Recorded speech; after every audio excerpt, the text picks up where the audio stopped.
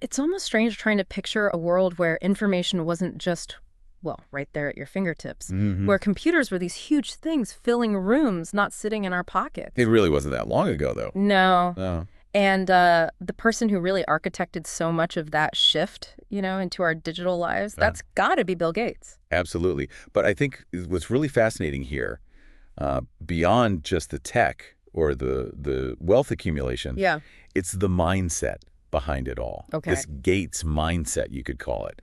It's a mix of real intellectual curiosity, a very clear vision of what could be, and then just this relentless drive to make it actually happen. Right. And critically, this ability to constantly learn and adapt, that's huge. Exactly. So, this isn't just going to be a history lesson. No. Think of this more as a deep dive into those core principles, right? How do you spot those emerging opportunities? How do you channel that intense focus into real action? And that superpower of continuous learning you mentioned. Yes. And the absolute need to be able to pivot, to change direction. So, let's get into it. Let's do it. Maybe we should start by, painting a quick picture of computing before the PC really took off. Good idea. We're talking massive machines, super expensive. They're mostly locked away in universities, government places, big corporations. Totally inaccessible for the average person. Completely. Interacting with a computer, that was just not something most people did or even thought about. The sheer lack of access is kind of mind-boggling now. Then, bang, 1975, the Altair 8800 arrives. Right. And for most people, it was probably just, another kit for those hardcore tech hobbyists. Yeah, just a gadget. Yeah. But Gates and Paul Allen, they looked at that same box and saw something totally different. They saw a revolution brewing, a seismic shift, like you said. And here's the really key part. They weren't just seeing the hardware. No. They were already thinking ahead. What could software do on these things? How could software unlock the potential? That's the insight. Precisely. It wasn't about building a better box right then. It was recognizing that these new machines desperately needed the software, the operating systems, the languages to make them useful for, everyone. That was the core vision. That was it. And that's the path they took, right? Making that huge bet on a standardized operating system, MS-DOS. I mean, think about the boldness of that.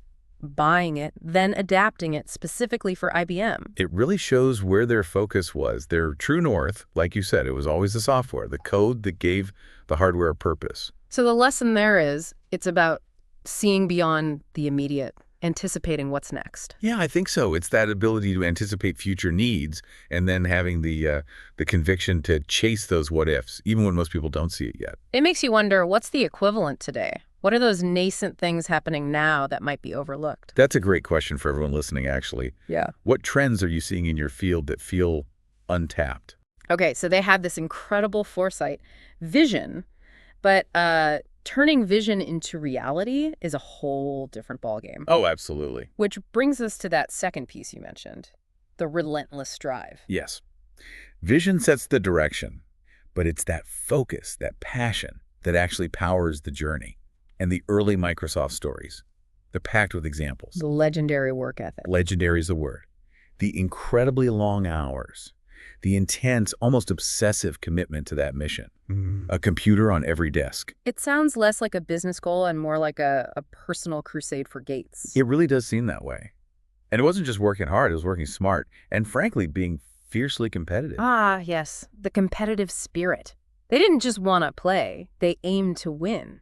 To dominate, really. And you see how that competitiveness directly fueled their push for constant improvement. They were never satisfied, always iterating, always trying to outmaneuver rivals. Trying to make their software the standard. Exactly. And that success wasn't accidental. It was built on iterating constantly. Just look at Windows over the years. So many versions. Right. Constantly updated, responding or trying to respond to user feedback. Always pushing for those incremental gains, even if, some versions weren't exactly beloved at first. Oh, true. And that drive, it wasn't just external, it was internal too. Look at his Think Week practice. Right, the retreats. Yeah, locking himself away with papers and books. That shows a deep commitment to reflection, deep thinking, strategic refinement. He actively sought out feedback, even really harsh criticism, apparently. Using it as a tool for growth. Exactly. Which makes me think, how do you, or how does anyone listening, carve out that kind of dedicated time for deep, focused thinking today? It's tough. It really is. Okay, so we've got vision, we've got drive, Mm. but what keeps it all moving forward, what keeps it dynamic, seems to be this deep curiosity, this commitment to lifelong learning. I agree. And this might be one of the most inspiring parts, especially looking at his work after Microsoft. Post-Microsoft Gates, yeah. His dedication to those think weeks just continues. It's remarkable. Can you imagine setting aside dedicated weeks just to read and absorb information on such diverse stuff? And it's not just tech anymore, is it? It's global health, it's energy, agriculture, Right. these incredibly complex global issues. Right. And he clearly believes that you have to study this stuff rigorously to even begin to understand the challenges, let alone find effective solutions. You see that directly in the Gates Foundation work. Oh, absolutely. When he shifted full-time to philanthropy, he brought that exact same mindset. Super data-driven, intensely curious. He didn't just sign checks. Not at all. He dove deep. He learned the complexities of vaccine logistics, disease eradication, agricultural science in developing nations. He basically became an expert in totally new fields. It really hammers home that continuous learning isn't just like a nice hobby, it's a core skill. It's proactive.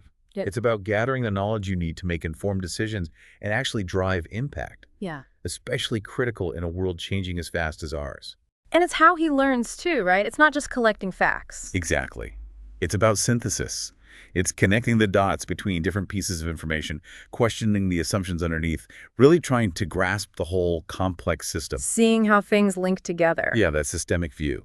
That's where real insights often come from. Okay, but even with vision, drive, and learning, you still need to be able to adapt, right? Things change. Long-term success demands it. For sure. And Microsoft's own history is a perfect example of that. Even a company that dominant wasn't immune to missing shifts. Like the internet, initially. Exactly. Mid-90s, the internet explodes, and Microsoft's initial reaction was, well, a bit slow. They underestimated it. But crucially, they didn't stay slow. Gates recognized the mistake fast. That internet tidal wave memo he wrote is famous for a reason. It was blunt. It said, basically, we messed up. The internet is huge. We need to pivot now. And the whole company turned on a dime. Pretty much, leading to Internet Explorer and a massive strategic shift. That's adaptability in action on a huge scale. And it wasn't the only time. They faced big challenges with the rise of mobile, too. They definitely did.